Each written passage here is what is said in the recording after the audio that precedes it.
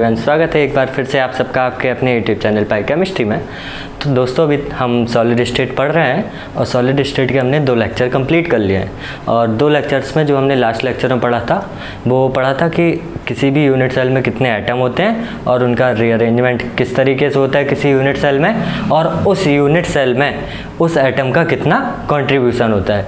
तो आज जो हम लोग पढ़ेंगे उसको आगे बढ़ाते हुए कुछ क्वेश्चन प्रैक्टिस करेंगे और उसके बाद हम लोग पैकिंग फ्रैक्शन पढ़ेंगे। पैकिंग फ्रैक्शन, और इसके पहले हम लोग पढ़ लेंगे length of face diagonal and cube diagonal.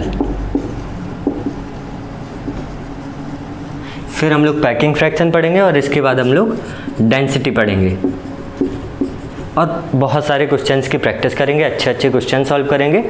तो चलिए हम लोग शुरू करते हैं। आज का अपना हम जो शुरुआत करेंगे वो क्वेश्चन से ही करेंगे, जो हमने पिछला पढ़ लिया अभी तक उसी बेस पे हम लोग कुछ प्रॉब्लम सॉल्व करते हैं, तो आपकी पिछले सारे लेक्चर्स की प्रैक्टिस हो जाएगी।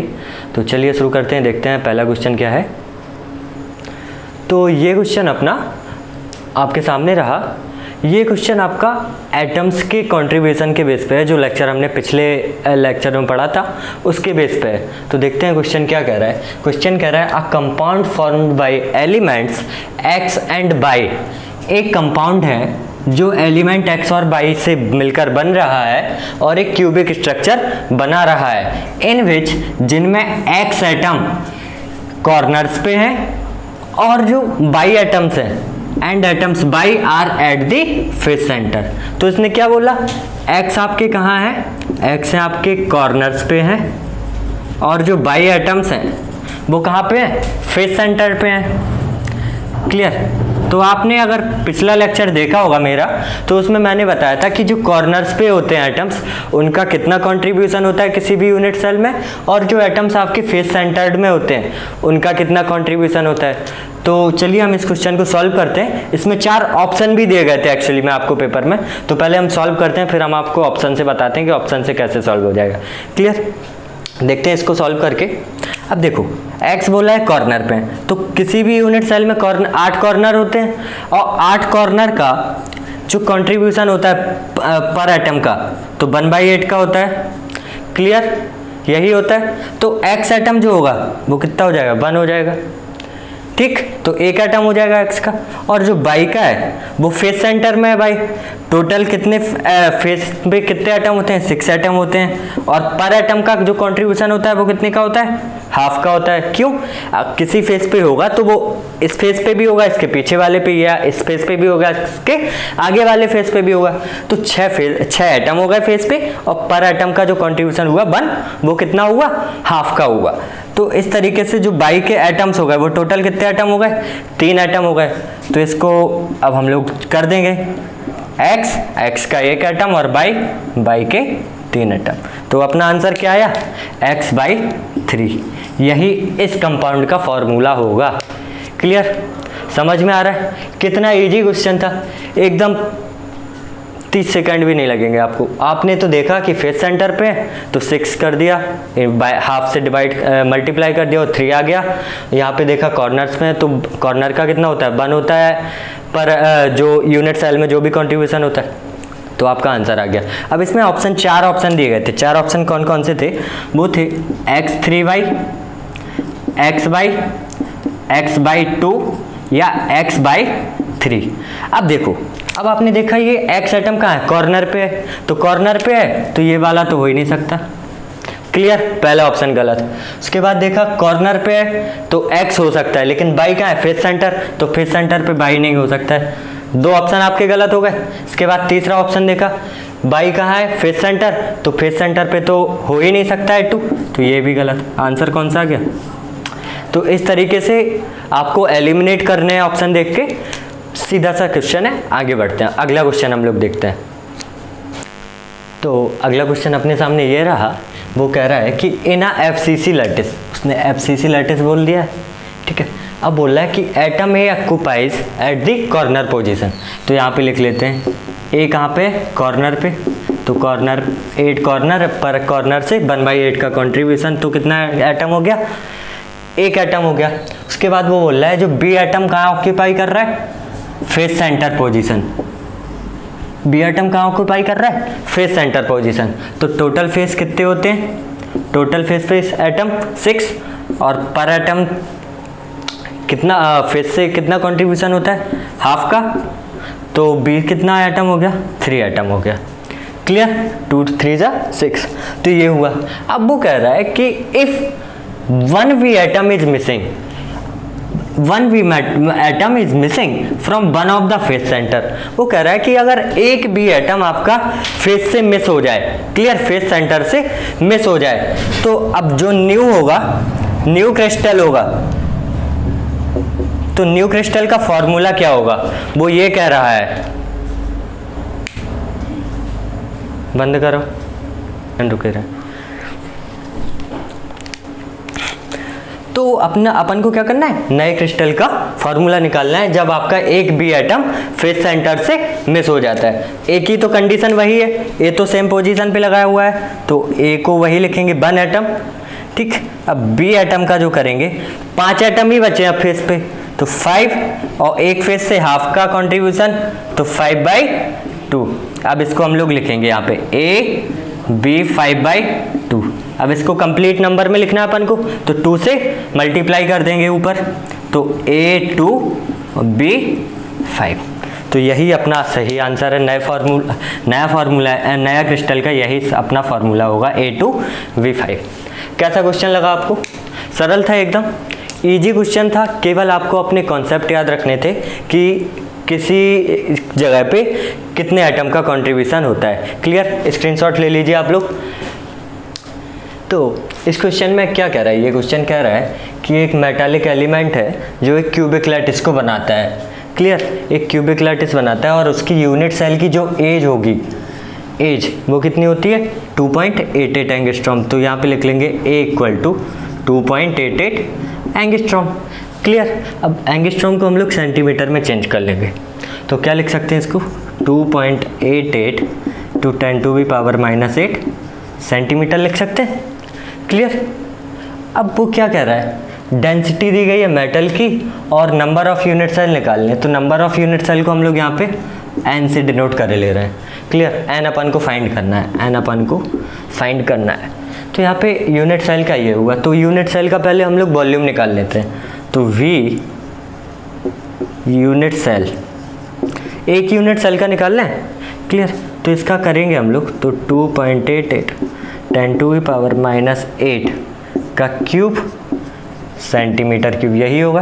तो इसको जब हम लोग करेंगे तो इसको लिख लेते हैं, इसका जो क्यूब आएगा वो आएगा 23.88 × 10⁻⁻24 सेंटीमीटर क्यूब। तो इसको हम लोग 23.9 लिख लें, सीधा 23.9 लिख लें अगर आपको कोई प्रॉब्लम नहीं हो। ठीक है, तो इसको हम लोग 23.9 लिख लेते हैं। क्लियर, अब एक यूनिट सेल का अपना ये आ गया वॉल्यूम। अब वो क्या कह रहा है, मेटल की आपको डेंसिटी दी गई है और मेटल का आपको वेट दिया गया है, तो मेटल का वॉल्यूम निकाल लेते हैं, तो volume of metal. Clear, volume of metal, volume क्या होता है, मास अपॉन डेंसिटी। डेंसिटी को D से डिनोट कर लेते हैं, तो मास कितना दे रखा है इन्होंने, 100 ग्राम। डेंसिटी कितनी दे रखी है, 7.20 ग्राम पर सेंटीमीटर क्यूब, यही दे रखा है, 7.20 ग्राम पर सेंटीमीटर क्यूब। तो ग्राम से ग्राम कैंसिल हो जाएगा, और इससे जब हम 100 को 7.20 से काटेंगे तो यह आएगा 13.9 सेंटीमीटर क्यूब। तो मेटल का जो कितना आया, मेटल का कितना आया, 13.9 सेंटीमीटर क्यूब। और ये जो मेटल का है वो मेटल क्या बना रही है, क्रिस्टल बना रही है, लैटिस बना रही है, तो उस लैटिस का ही तो वॉल्यूम बोलेंगे इसको। तो इस लैटिस का जो वॉल्यूम होगा वो इन n यूनिट सेल के वॉल्यूम के इक्वल होगा, n यूनिट सेल के वॉल्यूम के इक्वल होगा। n यूनिट सेल का अगर हम लोग वॉल्यूम निकालेंगे, n यूनिट सेल वॉल्यूम, तो क्या होगा एक का कितना आया था 23.9 आया था, तो n का n इंटू 23.9 इक्वल टू 10⁻⁻24। तो ये जो वॉल्यूम होगा वो इस क्रिस्टल के वॉल्यूम के बराबर होगा। क्लियर, ये जो वॉल्यूम होगा वो इस क्रिस्टल के वॉल्यूम के बराबर आएगा। तो दोनों इक्वेशन को बराबर करा देते हैं बराबर। तो क्या आएगा, n into 23.9 10⁻⁻24 equal to 13.9। Centimetre cube cancel हो जाएंगे। क्लियर, तो यहाँ पे लिखेंगे n equal to 13.9 divided by 23.9 10⁻⁻24, n equal to 13.9। तो इसको जब इससे काटेंगे तो n इक्वल टू 5.82 10⁻। तो इतनी यूनिट सेल होंगी इस क्रिस्टल में। तो इस क्रिस्टल में कितनी होगी, इतनी यूनिट सेल। नोट कर लीजिए, समझ में आया? पहले आप लोग ये बताइए, इतना क्लियर हुआ? अगर इस क्वेश्चन में आपको कहीं डाउट हो तो आप लोग अपने कमेंट बॉक्स में आप लोग डाल सकते हैं, आपको जहाँ पे भी डाउट लगे। छोटा सा क्वेश्चन था, उसने पूछा था कि एक क्यूबिक लैटिस बना रही है एक मेटल, उसमें आपको नंबर ऑफ यूनिट सेल निकाल लिए और यूनिट सेल की आपको एज दी गई थी। तो सबसे पहले हमने एक यूनिट सेल का वॉल्यूम निकाल लिया, उससे n अपन ने मान लिया कि जो नंबर ऑफ यूनिट सेल है इस क्रिस्टल लैटिस में वो n है। तो फिर उसके बाद एक यूनिट सेल का निकाला, फिर n यूनिट सेल का निकाल लिया, तो n यूनिट सेल का इतना हो जाएगा n इंटू 23.9। क्लियर, फिर हमने जो लैटिस था यानी लैटिस मेटल से बना हुआ था, तो लैटिस का हमने वॉल्यूम निकाल लिया। लैटिस का वॉल्यूम निकाला तो जो वॉल्यूम होगा n यूनिट सेल का वो इस लैटिस के वॉल्यूम के इक्वल होगा। यहाँ पे ये बी लैटिस कर देते हैं हम लोग। क्लियर, बी लैटिस कर दो या मेटल कर दो, कोई दिक्कत नहीं है, लैटिस कर दो, क्यों लैटिस ही तो बन रहा है। ठीक है, तो जो वॉल्यूम आएगा n यूनिट सेल का वो इस लैटिस के वॉल्यूम के इक्वल आएगा। तो दोनों को हमने इक्वल करा दिया, सॉल्व कर दिया, तो आंसर आ गया आपका नंबर ऑफ यूनिट सेल कितने आ गए 5.82 इंटू 10⁻24। स्क्रीनशॉट ले लीजिए, आगे बढ़ते हैं। ठीक, तो अब हम लोग पढ़ते हैं, हमने क्वेश्चन प्रैक्टिस कर लिया, अब हम लोग आगे बढ़ते हैं कि length of face diagonal and cube diagonal. तो पहले देखते हैं कि फेस डायगोनल क्या होता है और क्यूब डायगोनल क्या होता है। तो सबसे पहले तो हम अपना यूनिट सेल बना लेते हैं या क्रिस्टल बना लेते हैं।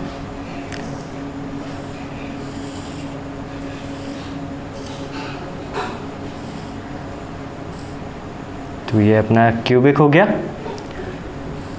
क्लियर, ये क्यूबिक हो गया। अब इस क्यूबिक में जब एक ही फेस के दो पॉइंट को मिलाने वाला डायगोनल खींचा जाए, एक ही फेस के दो पॉइंट्स को मिलाने वाला डायगोनल खींचा जाए तो उसको बोलेंगे फेस डायगोनल। तो ये अपना कौन सा डायगोनल हुआ, फेस डायगोनल। क्लियर, और जब एक फेस से दूसरे फेस को मिलाने वाला डायगोनल खींचा जाए, अर्थात ये आगे वाले फेस से मिलाया के खींचा जा रहा है, तो इसको बोलेंगे क्या, क्यूब डायगोनल। क्यूब डायगोनल, इसी को हम लोग बॉडी डायगोनल भी बोलते हैं, बॉडी डायगोनल भी बोलते हैं। क्लियर, तो अब हम लोग इनकी लेंथ निकाल लेते हैं। आपको इतना समझ में आ गया होगा कि फेस डायगोनल क्या है और बॉडी डायगोनल क्या है। तो अब हम देखते हैं कि फेस डायगोनल की लेंथ कैसे निकालेंगे और बॉडी डायगोनल की लेंथ कैसे निकालेंगे।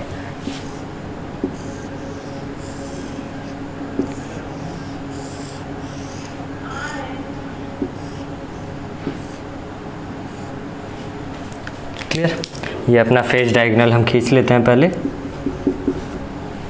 ये कोई पॉइंट मान लेते हैं A, B एंड C। तो एक ये आपको ट्रायंगल दिख रहा होगा, तो हम लिख लेते हैं triangle ABC, in triangle ABC। Clear, तो क्या लगा देंगे, ये पाइथागोरस थ्योरम हो जाएगा, ये आपका हाइपोटेनियस है। क्लियर, तो क्या लगाएंगे, hypotenuse square equal to base square, base आपका क्या है AC square plus BC²। Clear. अब देखो AB² निकालना है अपन को। AC² कितना है? एज तो इक्वल ही होगी आपकी किसी भी क्यूबिक की, तो BC की भी वैल्यू कितनी आएगी? A। तो AB² equal to A² plus A²। तो AB² इक्वल टू क्या आएगा? 2A²। तो AB की वैल्यू कितनी आ जाएगी? √2A। तो आपकी जो फेस डायगोनल की लेंथ होगी तो वो कितनी आ जाएगी? यहाँ पे लिख लेते हैं लेंथ ऑफ फेस डायगोनल।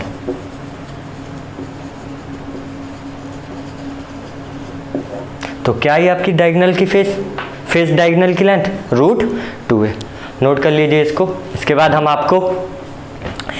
हम अब आपको क्यूब डायगोनल बताते हैं। नोट कर लिया, स्क्रीनशॉट ले लिया? तो हमने फेस डायगोनल समझ लिया है, अब हम लोग क्यूब डायगोनल समझते हैं। ठीक है, एक क्यूब बना लेते हैं।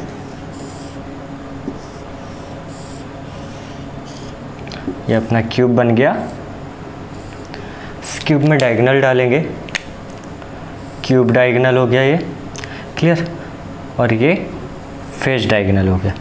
तो क्यूब डायगोनल निकालने के लिए हम लोग एक ये क्या ले सकते हैं? एक ये ट्रायंगल ले सकते हैं। Clear. A, B and C। AC अपन को निकालना है। AB A है और BC अपन को पता है क्योंकि अपन लोग फेस डायगोनल निकाल चुके हैं। तो क्या कर सकते हैं? In triangle AB and C। Clear. तो ABC में हम क्या लगाएंगे? AC²। Clear. AC² equal to AB² plus BC²। तो AC² अपन को फाउंड करना है और AB² अपन को A² है, BC² की अपन के पास वैल्यू है √2A क्योंकि ये फेस डायगोनल है। तो √2A का होल स्क्वायर। क्लियर। तो A² प्लस 2A² होगा। ये 2A² के बाद इसको जोड़ देंगे तो 3A² होगा। अब जब इसका हम स्क्वायर हटाएंगे, जब हम इसका स्क्वायर हटा देंगे तो AC इक्वल टू क्या आ जाएगा? 3 पे रूट आ जाएगा, √3A। यही अपना क्या हो जाएगा? क्यूब डायगोनल हो जाएगा। क्या हो जाएगा? Cube diagonal.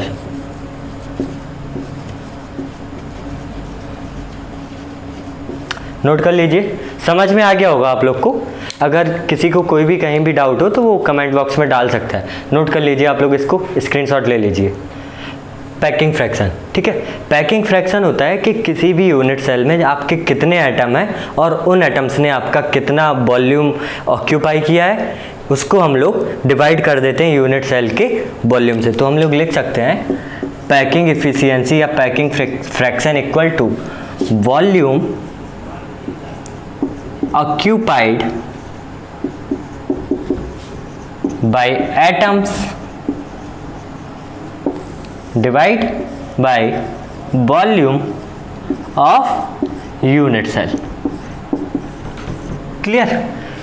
अगर आपका इस रूम में हमने गुब्बारे भर दिए, बहुत सारे गुब्बारे भर दिए, तो उन गुब्बारों ने इस रूम में जो वॉल्यूम ऑक्यूपाई किया होगा, तो वो क्योंकि सब तो कर नहीं सकते, जगह खाली होगी, तो उन गुब्बारों के द्वारा जो वॉल्यूम ऑक्यूपाई किया गया होगा उसको हम लोग इस पूरे कमरे के वॉल्यूम से डिवाइड कर देंगे। उसको हम लोग बोलेंगे पैकिंग इफिशियंसी या पैकिंग फ्रैक्शन। क्लियर। समझ में आ गया होगा आप लोग को।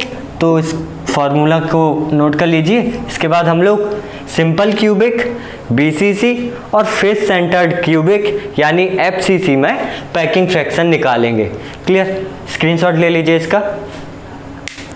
अब simple cubic. Clear. Simple cubic में हम लोग पैकिंग फ्रैक्शन निकालेंगे। इसी में हम लोग एज और जो भी रेडियस होंगे एटम्स के, उनके बीच में रिलेशनशिप भी देख लेंगे। क्लियर। तो पहले सिंपल क्यूबिक बनाते हैं हम लोग। पता होगा सबको, सिंपल क्यूबिक में केवल कॉर्नर्स में एटम्स होते हैं। तो ये अपना सिंपल क्यूबिक बन गया। सेंटर कॉर्नर्स पे एटम रख दिया हमने अपना। क्लियर। ये अपना हम लोग इसको एक जनरली लेते हैं, इसको इस टाइप से ले सकते हैं। आगे वाला फेस ले लेते हैं। ये सारे जुड़े हुए होते हैं एटम्स। कैसे होते हैं एटम्स? सारे जुड़े हुए होते हैं। क्लियर। बीच में ये वॉइड होती है, वॉइड हम आपको आगे समझाएंगे वॉइड क्या होता है। तो ये सारे एटम्स होते हैं। अब देखो इसकी जो रेडियस है इस वाले स्फीयर की वो r है, इसकी रेडियस है वो r है, सेम रेडियस है, तो ये पूरी डिस्टेंस कितनी हो गई 2r हो गई। क्लियर। अब ये एक क्यूबिक की एज भी है, तो क्यूबिक की एज क्या है a है। क्लियर। तो a इक्वल टू क्या हुआ यहाँ से a इक्वल टू 2r, तो ये तो रिलेशनशिप आ गया किसके बीच में एज और रेडियस के बीच में, तो ये रिलेशनशिप हुआ। अब इसके बाद हम लोग क्या करेंगे पैकिंग फ्रैक्शन निकालना है, तो पैकिंग फ्रैक्शन निकालने के लिए हम लोग इसको हटा देते हैं जरा, उसी से आपको समझ में आ जाएगा। तो ये a इक्वल टू 2r आया। क्लियर। अब पैकिंग फ्रैक्शन हम लोग कैसे निकालेंगे, पैकिंग फ्रैक्शन या पैकिंग इफिशियंसी। अब अपन को पता है कि जो सिंपल क्यूबिक होता है उसमें केवल एक एटम होता है। क्लियर। एक यूनिट सेल में एक ही एटम पार्टिसिपेट करता है, कंट्रीब्यूट करता है, तो 1 एटम, और 1 एटम का जो आपका वॉल्यूम होगा, यही बोला था ना वॉल्यूम ऑक्यूपाइड बाई एटम, तो एक एटम है और वो एटम कैसा है 4/3 पाई आर क्यू। यही आपने मैथमेटिक्स में फॉर्मूला पढ़ा होगा वॉल्यूम के लिए स्फीयर के। Clear. Divided by unit cell का वॉल्यूम, यूनिट सेल का वॉल्यूम क्या है ए क्यू, क्यों सारी एज इक्वल है, तो क्या होता है वॉल्यूम क्या होता है length into breadth into a l into b into h. Clear. तो ये हो गया इसका। अब यहाँ से निकालेंगे ए की वैल्यू अपन को यहाँ से रख देंगे, ए इक्वल टू 2r है, तो पैकिंग इफिशियंसी जो होगी वो हो जाएगी 4/3 pi R Q divided by 2r का जब क्यूब करेंगे हम लोग तो आ जाएगा 8r क्यूब। आर क्यू से आर क्यू कैंसिल हो जाएगा। 4 से जब डिवाइड करेंगे इसको तो 4 2 जा 8, तो 2 टाइम हो जाएगा, तो जो आ जाएगा वो हो जाएगा क्या π/6। ये आता है 0.524 आता है। तो पैकिंग फ्रिक्वेंसी जो आएगी जब इस 6 से पाई को 6 से डिवाइड करेंगे तब इतना आएगा, और जो पैकिंग फ्रिक्वेंसी आएगी फ्रैक्शन आएगा पैकिंग इफिशियंसी आएगी वो आएगी 52.4%। इम्पॉर्टेंट है, पेपर में डायरेक्ट क्वेश्चन पूछ लिया जाता है इससे कि सिंपल क्यूबिक की आपकी जो पैकिंग इफिशियंसी है वो कितनी है, और बॉडी सेंटर्ड की कितनी है, फेस सेंटर्ड की कितनी है, तो इसका आंसर कितना हुआ 52.4%। नोट कर लीजिए इसको, कहीं भी डाउट हो तो पूछ सकते हैं आप लोग, स्क्रीनशॉट ले लीजिए इसका। अब अपना नया जो क्रिस्टल सिस्टम है वो क्या है body centred. Clear. Body centred cubic है अपना, तो बॉडी सेंटर्ड क्यूबिक में हम लोग निकालते हैं पैकिंग इफिशियंसी। तो ये क्यूबिक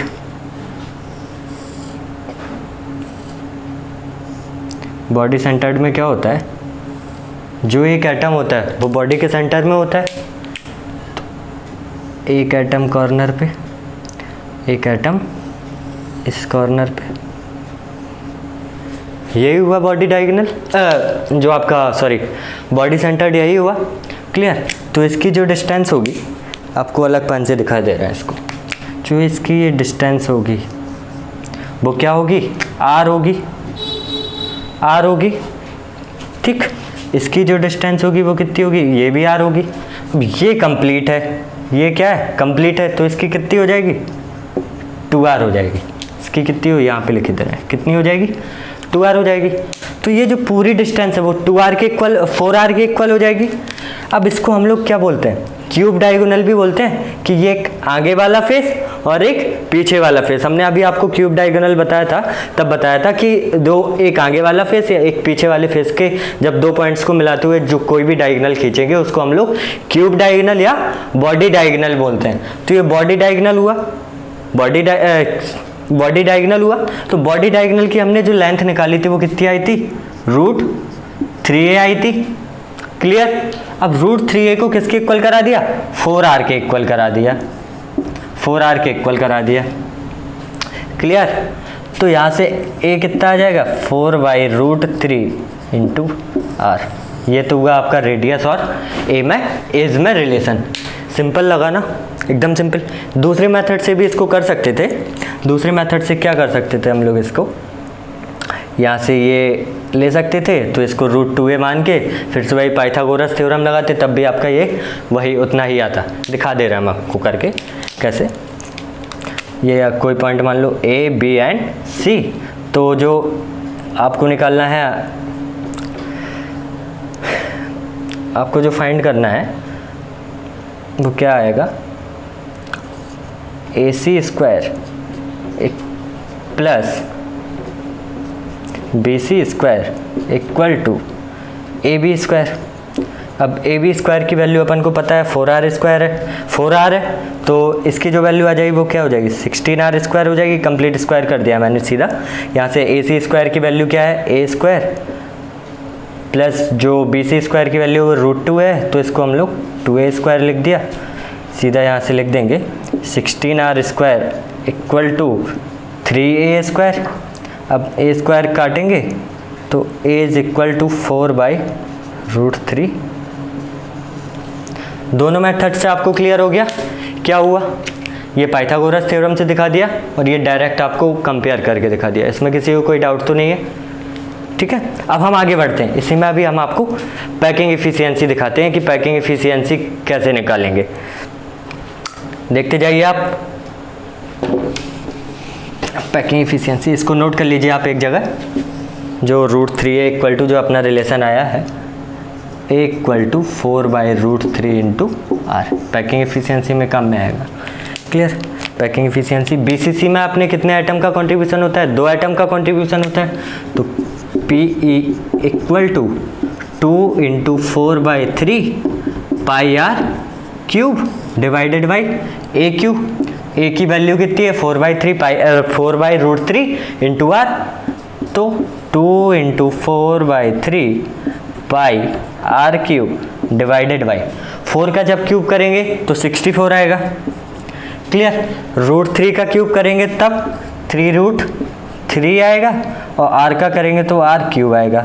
तो आर से आर कट जाएंगे, आर से आर बेकार। उसके बाद ये 3 से 3 कट जाएगा, ठीक।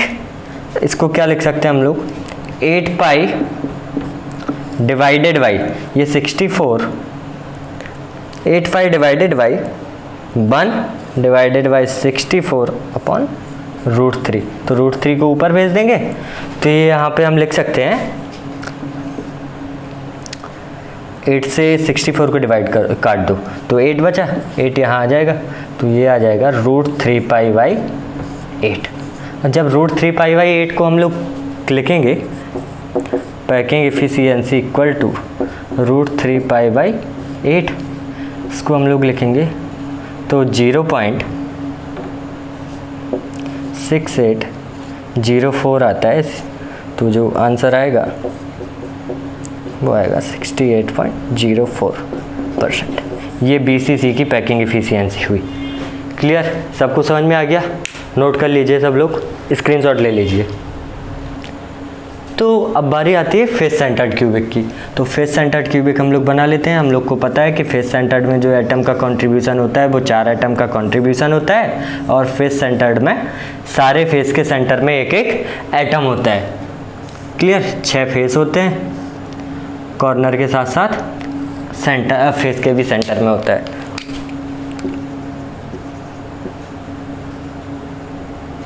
पीछे वाला, आगे वाला। क्लियर। और ये सारे यहाँ पे तो हैं ही। तो हम किसी एक फेस को लेके कर लेते हैं। क्लियर, एक फेस को लेके कर लेते हैं, उसी से आपको क्लियर हो जाएगा। तो कैसे,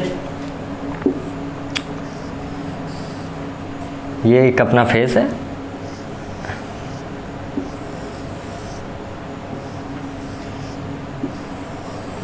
और फेस सेंटर्ड में क्या, फेस के सेंटर में भी होगा, फेस के ये सारे जुड़े हुए हैं। क्लियर। अब देखो, जो एक ही फेस में हो रहा है ना, अब एक ही फेस में 2 पॉइंट जुड़ रहे हैं, ये तो R हो गई, ये 2R और ये भी R। एक ही फेस की बात हो रही है, तो एक फेस वाले को हम लोग क्या कहते थे, जब एक फेस के दोनों कॉर्नर किसी डायगोनल से जुड़ते हैं, फेस डायगोनल। और फेस डायगोनल की जो लेंथ होती है उसको हम लोग कितना बोलते हैं, √2 2a, तो रूट 2a को किसके इक्वल करा देंगे, 4r के इक्वल करा देंगे। तो root 2a equal to 4r, तो a is equal to 4/√2 into r, तो लिख सकते हैं इक्वल टू 2√2r। ये तो हुआ a और r में रिलेशन। अब इसी रिलेशन को हम लोग क्या करेंगे, अपनी पैकिंग इफिशियंसी में यूज करेंगे और पैकिंग इफिशियंसी निकालेंगे। तो इसको हटा देते हैं हम, ये जो a इक्वल टू 2√2r है वो यहाँ पे नोट कर लेते हैं। समझ में आ गया होगा आप लोग को, a इक्वल टू 2√2r। अब पैकिंग इफिशियंसी का हम लोग फार्मूला लगाते हैं। 4 आइटम हमने बताई है आपको कि एफसीसी में 4 आइटम कंट्रीब्यूट करते हैं। अगर किसी को नहीं पता हो तो पिछला लेक्चर देख सकता है, मैं लिंक, पिछले लेक्चर की लिंक डिस्क्रिप्शन में डाल दूंगा। और जो भी हैंडमेड नोट्स होंगे पिछले दोनों लेक्चर्स के, उनके साथ पढ़े हुए हैं, इस लेक्चर के भी हैंड नोट्स में डाल दूंगा। और उन हैंड नोट्स में मैं कुछ क्वेश्चंस भी डाल दूंगा, प्रॉब्लम डाल दूंगा, तो वो आपको सॉल्व करनी है। उन सबके आंसर आपको कमेंट बॉक्स में लिख के बताने हैं। क्लियर। अब पैकिंग इफिशियंसी निकालेंगे हम लोग। तो पैकिंग इफिशियंसी क्या होता है, 4 एटम और वॉल्यूम 4/3 πr3। क्लियर। और AQ ये तो यूनिट सेल की है, तो यहाँ से क्या होगा, आगे बढ़ते हैं, 4 × 4/3 πr3। AQ की वैल्यू कितनी है, a की वैल्यू 2√2r है, तो इसका क्यूब करेंगे तो 8 हो जाएगा, 8 हो जाएगा। अब √2 का करेंगे तो क्या आएगा, √2 का स्क्वायर करो 2 आएगा, फिर से √2 का मल्टीप्लाई कर दो तो 2√2 आ जाएगा। क्लियर। तो 2√2 आ गया, 2√2 में 8 का मल्टीप्लाई कर दो, 2 का क्यूब इंटू √2 का क्यूब, और ये r3 हमने पूरा लिख दिया, आपको समझ में आ जाएगा ऐसे। r3 से r3 डिवाइड हो गया। क्लियर। इसको हम लोग लिख सकते हैं 16/3 पाई डिवाइडेड बाई, ये कितना हो जाएगा आपका 16√2, ये हो जाएगा। तो 16 से 16 कैंसिल हो जाएगा, और जो आएगा वो आएगा π/3√2। तो इसकी जो वैल्यू आती है वो आती है 0.7405। तो पैकिंग इफिशियंसी अपनी जो होगी वो होगी 74.05%। बहुत इंपॉर्टेंट टॉपिक है ये। 4 नंबर आपको फ्री के मिलते हैं। सीधा सीधा आपको क्वेश्चन मिल जाता है कि फेस सेंटर्ड क्यूबिक की पैकिंग फ्रैक्शन या पैकिंग इफिशियंसी कितनी होती है। क्लियर। इसलिए अच्छे से समझिए इनको, और जो भी डाउट हो वो मैं आपको बोलता रहता हूँ, हमेशा बोलता हूँ कि आप लोग कमेंट बॉक्स में डालिए, नोट्स को पढ़िए, वीडियो अगर समझ में नहीं आए दोबारा देखिए वीडियो को। क्लियर। लेकिन जो भी डाउट हो वो पूछिए आप लोग। इसको स्क्रीनशॉट ले लीजिए अच्छे से। तो अब हम लोग ना अपने टॉपिक पे आते हैं, क्रिस्टल डेंसिटी। तो डेंसिटी क्या होती है, किसी भी चीज़ की जो डेंसिटी होती है वो क्या होती है, मास अपॉन वॉल्यूम। क्लियर। हम यूनिट सेल की निकाल लें तो mass of unit cell divided by volume of unit cell. Clear हुआ। अब मास कैसे निकालेंगे, किसी भी यूनिट सेल का मास कैसे निकालेंगे। किसी भी यूनिट सेल का मास हम लोग उस यूनिट सेल में प्रेजेंट एटम के मास के इक्वल होगा। उस एटम में कितने एटम प्रेजेंट हैं, तो क्या कर सकते हैं कि मास ऑफ यूनिट सेल जो होगा, कितने, किसी भी यूनिट सेल में कितने एटम प्रेजेंट हो, तो मान लिया n एटम प्रेजेंट है। क्लियर। और पर एटम का जो मास है वो कितना है, m है। क्लियर। लेकिन मास का हम लोग को एक और चीज़ पता है, मास ऑफ 1 एटम। एक एटम का मास हम लोग कैसे निकालते हैं, स्मॉल m, यही वाला 1 एटम है। ठीक है। तो 1 एटम का कैसे निकालते हैं, एटॉमिक मास, एटॉमिक मास से डिवाइडेड बाई एवोगाड्रो नंबर, ऐसे ही तो निकालते हैं। एटॉमिक मास को हम लोग कैपिटल M से डिनोट कर देंगे और एवोगाड्रो नंबर को Na से डिनोट करते हैं। तो ये वैल्यू क्या है, स्मॉल m की वैल्यू यहाँ पे रखेंगे, रख दें सीधा उठा के, जो भी m की वैल्यू है वो मास ऑफ यूनिट सेल की वैल्यू सीधा उठा के रख देंगे। तो रो इक्वल टू क्या आ जाएगा, मास ऑफ यूनिट सेल कितना होगा, n इंटू एम की वैल्यू क्या है, capital m into n a, और वॉल्यूम का यूनिट सेल कितना है, यूनिट सेल का वॉल्यूम कितना है, ये है वी। क्लियर, वी को हमने ए क्यू भी बोला था, ठीक है। तो ये अपना क्या आ गया, डेंसिटी आ गया, किसी भी क्रिस्टल सिस्टम या किसी भी यूनिट सेल की डेंसिटी आ गई। अब इसमें आपको ध्यान रखने वाली कौन सी बात है, आप लोग हमेशा यूनिट्स पे ध्यान देंगे, यूनिट्स कि डेंसिटी आपकी कैसे दी गई है, किलोग्राम पर मीटर क्यूब में दी गई है, ग्राम पर सेंटीमीटर क्यूब में दी गई है, जो आपकी एज दी गई है वो कैसे दी गई है। तो इन सब चीज़ों का आपको ध्यान देना है, उसी के हिसाब से आपको क्वेश्चन सॉल्व करना है।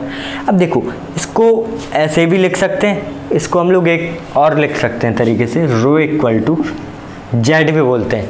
यहाँ पे एन आपके नंबर ऑफ एटम्स है, नंबर ऑफ एटम है, यहाँ पे जेड आपका नंबर ऑफ एटम है, एक ही चीज़ है, कोई दिक्कत नहीं, आप चाहे ये याद करो चाहे वो जो हम बता रहे हैं। एटॉमिक मास आपका वही रहेगा, ये वही रहेगा, वॉल्यूम को बस हमने क्या कर दिया, ए क्यू लिख दिया, सेम चीज़ है, चाहे आप एन यूज करो चाहे जेड। तो आपको ऐसे अच्छा लग रहा हो ऐसे कर लो, ऐसे अच्छा लग रहा हो ऐसे कर लो। मैंने दोनों लैंग्वेज में बता दिया कि वी की जगह पे ए क्यू यूज कर लेंगे, v equal to a cube होता है, क्यों, किसी भी यूनिट सेल की जो भी होगी वो इक्वल ही आएगा आपका, तो इसलिए इसको नोट कर लीजिए। न्यूमेरिकल्स लगाते हैं, थोड़ी सी क्वेश्चन प्रैक्टिस करते हैं, बाकी के जो आपके क्वेश्चन होंगे वो हमने आपको नोट्स में दे रखे हैं, स्क्रीनशॉट ले लीजिए। तो ये जो क्वेश्चन है इसमें पूछा गया है कि पोटेशियम एक बीसीसी स्ट्रक्चर बनाता है और इसका जो नियरेस्ट नेबर डिस्टेंस है वो 4.52 एंगस्ट्रॉम है। एटॉमिक वेट पोटेशियम का दे रखा है 39, और पूछा गया है कि पोटेशियम की डेंसिटी कितनी होगी। यूनिट पे ध्यान देना है, किलोग्राम पर मीटर क्यूब में। क्लियर, मैंने अभी भी बोला था कि यूनिट पे ध्यान देना है। अब देखो, उसने दो बातें क्लियर कर दी, एक तो बीसीसी स्ट्रक्चर दे दिया, क्लियर, तो अपन को यहाँ से क्या मिल गया, जेड की वैल्यू मिल गई, नंबर ऑफ एटम्स, चाहे आप जेड या एन, जो एक ही फार्मूला दिमाग में रखिए जो आपको बेस्ट तरीके से याद करने में कुछ नहीं है, तो एक ही फार्मूला याद रखिए, जेड इक्वल टू 2। आप यही फार्मूला याद रखिए, जेड एम अपॉन एन ए इंटू ए क्यू, ये फार्मूला याद रखिए, ठीक है। तो जेड की वैल्यू उसने दे रखी है, बीसीसी बोल दिया, तो उसके बाद बोल रहा है कि नियरेस्ट नेबर डिस्टेंस जो है वो 4.52 एंगस्ट्रॉम है। ये ए की वैल्यू नहीं है, उसने यहीं पे क्वेश्चन को घुमाया है, ये उसने नियरेस्ट नेबर डिस्टेंस बोली है। और जो बीसीसी में नियरेस्ट नेबर डिस्टेंस होती है वो सेंटर, बॉडी के सेंटर और एक कॉर्नर वाले एटम के बीच में होती है। क्लियर, ये होती है, ये डिस्टेंस नेबर होती, नियरेस्ट होती है। क्लियर, और ये डिस्टेंस कितनी होती है, अब कंप्लीट डिस्टेंस कितनी होती है, √3a होती है, बीसीसी में आपने पढ़ा था। तो जो नियरेस्ट कितनी होगी, √3a, इसका हाफ हो जाएगा, तो नियरेस्ट कितनी, √3a/2। तो यही इसने दे रखा है, क्या कि √3a/2 is equal to 4.52 angstrom. Clear, तो यहाँ से हम लोग ए की वैल्यू निकालेंगे, √3a is equal to 9.04 angstrom और a is equal to 9.04 divided by 1.732 angstrom. तो a की वैल्यू जो निकलेगी, तो a की जो वैल्यू निकलेगी वो आएगी 5.22 एंगस्ट्रॉम। क्लियर, अब इस एंगस्ट्रॉम को हमें मीटर में चेंज करना है। क्लियर, मीटर में चेंज करना है, तो एक एंगस्ट्रॉम इक्वल टू 10⁻⁻10 मीटर होते हैं, तो ए की जो वैल्यू आएगी वो आएगी 5.22 इंटू 10⁻⁻10 मीटर। क्लियर, तो ए की ये वैल्यू आ गई। अब उसने एटॉमिक वेट दे रखा है, तो m 39। ठीक, अब हमें क्या करना है, अब हमको लगाना है फार्मूला, तो रो निकल आएगा अपना, यहाँ पे फार्मूला लगा दो, rho equal to Z M N A into A Q, ये होता है फार्मूला अपना। Rho is equal to Z की वैल्यू 2 है, एम की वैल्यू 39 है, divided by 6.022 10⁻23 into A cube. जब इसका हम लोग क्यूब करेंगे तो आप लोग इसका क्यूब निकाल लेना, ये इसकी वैल्यू आएगी। ठीक है, आप लोग कैलकुलेट कर लेना। तो जो रो इक्वल टू आएगा वो आएगा 78 डिवाइडेड बाई ये 10⁻⁻7 रह जाएगा। तो इसको हम लोग ऊपर भेज देते हैं 10⁻7 6.022 इंटू 142.24। इसको कैलकुलेट कर लेना आप लोग। तो जो पूरा आंसर आएगा वो 910 पॉइंट समथिंग आएगा। ये इसकी रो की वैल्यू आ जाएगी 910 कुछ आएगा किलोग्राम पर मीटर क्यूब। आप लोग कैलकुलेट कर लेना इसको। ठीक है, ये आज का अपना पूरा लेक्चर था। जहाँ पे किसी को कोई भी डाउट हो तो वो पूछ सकता है। बाकी का पिछले लेक्चर देख लीजिए तो और क्लियर हो जाएगा। ठीक है, और हैंडमेड नोट्स डाल दिए हैं। तो अगर आपको आज का वीडियो अच्छा लगा हो तो लाइक कीजिए, सब्सक्राइब कीजिए, शेयर कीजिए। Thank you.